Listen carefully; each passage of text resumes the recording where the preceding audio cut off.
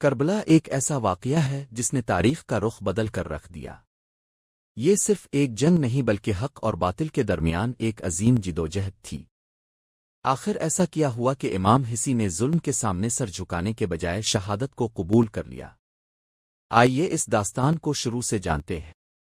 جب حضرت معاویہ نے اپنے بیٹے یزید کو حکمران مقرر کیا تو حالات یکسر بدل گئے۔ اپنی وفات سے پہلے انہوں نے یزید کو خبردار کیا کہ حسین ابن علی کے معاملے میں احتیاط کرنا، کیونکہ اگر وہ تمہارے خلاف کھڑے ہو گئے تو تمہارے لیے حکومت بچانا آسان نہیں ہوگا۔ یزید جانتا تھا کہ امام حسی کی بیعت اس کی حکومت کے لیے سب سے اہم ہے۔ اگر نواس رسول اس کے ہاتھ پر بیعت کر لیتے تو باقی لوگ بھی اس کی پیروی کرتے، اسی لیے اس نے لوگوں سے زبردستی بیعت لینے کا سلسلہ شروع کر دیا۔ تمام صوبوں کے گورنروں کو حکم بھیجا گیا کہ ہر صورت لوگوں سے بیعت لی جائے۔ جس نے انکار کیا اسے دھمکی دی گئی اور بعض کو سزا بھی دی گئی۔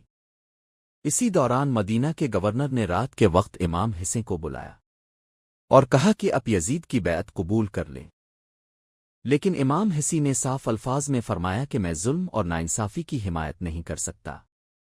اسی رات اب اپنے اہل خانہ کے ساتھ مکہ مکرمہ روانہ ہو گئے۔ کئی مہینے مکہ میں قیام کے دوران کوفہ سے ہزاروں خطوط موصول ہوئے۔ لوگوں نے لکھا کہ ہمارے پاس کوئی رہنما نہیں، اب تشریف لائیں، ہم آپ کا ساتھ دیں گے۔ امام حسین نے حالات کی تحقیق کے لیے اپنے چچا زاد بھائی مسلم بن عقل کو کوفہ روانہ کیا۔ جب مسلم بن عقل کوفہ پہنچے تو لوگوں نے ان کا شاندار استقبال کیا۔ ہزاروں افراد نے امام حسین کی حمایت کا وعدہ کیا، مگر جب یزید کو اس تحریک کی خبر ملی تو اس نے فوراً عبید اللہ بن زیاد کو کوفہ کا گورنر مقرر کر دیا۔ وہ انتہائی مکار اور چالاک شخص تھا۔ اس نے دھونس اور خوف کے ذریعے لوگوں کو امام حسی سے دور کرنا شروع کر دیا۔ مسلم بن عقل کو گرفتار کر لیا گیا اور انہیں شہید کر دیا گیا۔ کوفہ کے حالات یکسر بدل چکے تھے، مگر اس وقت تک امام حسین اپنے اہل بیت کے ساتھ سفر کا آغاز کر چکے تھے۔ راستے میں انہیں مسلم بن عقل کی شہادت کی خبر ملی۔ بعض ساتھیوں نے واپسی کا مشورہ دیا، لیکن امام حسین نے فرمایا کہ حق کا راستہ مشکلات سے خالی نہیں ہوتا۔ ہم اللہ کے ہیں اور اسی کی طرف لوٹ کر جانا ہے۔ قافلہ آگے بڑھتا رہا یہاں تک کہ وہ کربلا کے میدان میں پہنچ گیا۔ جب امام حسین نے اس سرزمین کا نام سنا تو آپ کی آنکھیں نم ہو گئیں۔ آپ نے فرمایا یہی وہ جگہ ہے جہاں ہماری آزمائش مکمل ہوگی۔ 2 محرم 61 ہجری کو خیمے نصب کر دیے گئے۔ دوسری جانب یزیدی لشکر کی تعداد مسلسل بڑھتی جا رہی تھی، جبکہ امام حسین کے ساتھ صرف چند وفادار ساتھی تھے۔ پھر دریائے فرات کا پانی بند کر دیا گیا لگے۔ اس کے باوجود امام حسین صبر اور استقامت کا پیکر بنے رہے۔ آپ نے فرمایا کہ اگر تمہارا اختلاف مجھ سے ہے تو بچوں پر رحم کرو، لیکن جواب میں پانی کا ایک قطرہ بھی دینے سے انکار کر دیا گیا۔ 9 محرم کی رات آئی۔ امام حسین نے اپنے ساتھیوں کو جمع کیا اور فرمایا، دشمن صرف مجھے چاہتا ہے، تم چاہو تو اندھیرے کا فائدہ اٹھا کر چلے جاؤ۔ لیکن کسی نے آپ کا ساتھ چھوڑنے پر آمادگی ظاہر نہ کی۔ سب نے ایک آواز میں کہا کہ ہم آخری سانس تک آپ کے ساتھ رہیں گے۔ پھر عاشورہ کی صبح طلوع ہوئی۔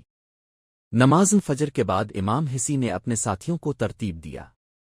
ایک طرف ہزاروں کا لشکر تھا اور دوسری طرف حق کے چند جان نثار۔ جنگ شروع ہوئی اور ایک ایک کر کے وفادار ساتھی شہادت پاتے گئے۔ حضرت علی اکبر، حضرت قاسم اور دیگر اہل بیت نے بے مثال قربانیاں پیش کیں۔ پھر حضرت عباس بچوں کے لیے پانی لینے نکلے۔ انہوں نے بہادری سے فرات تک رسائی حاصل کی، مگر واپسی پر شدید حملے میں شہادت پا گئے۔ خیموں میں غم کی ایک نئی لہر دوڑ گئی۔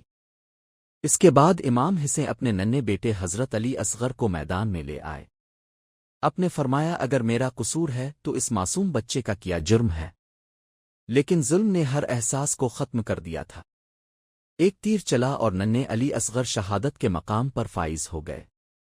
آخرکار وہ لمحہ بھی آ پہنچا جب امام حسین تنہا رہ گئے۔ اپنے آخری مرتبہ لوگوں کو حق اور انصاف کی نصیحت کی، مگر کسی کے دل پر اثر نہ ہوا۔ اپنے بے مثال صبر اور بہادری کے ساتھ مقابلہ کیا اور پھر سجد رضا میں اپنے رب کے حضور سر جھکا دیا۔ یوں 10 محرم 61 ہجری کو امام حسین نے جام شہادت نوش فرمایا۔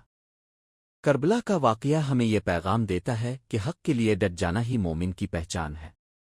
ظلم وقتی طور پر طاقتور دکھائی دے سکتا ہے، لیکن سچائی اور قربانی ہمیشہ زندہ رہتی ہے۔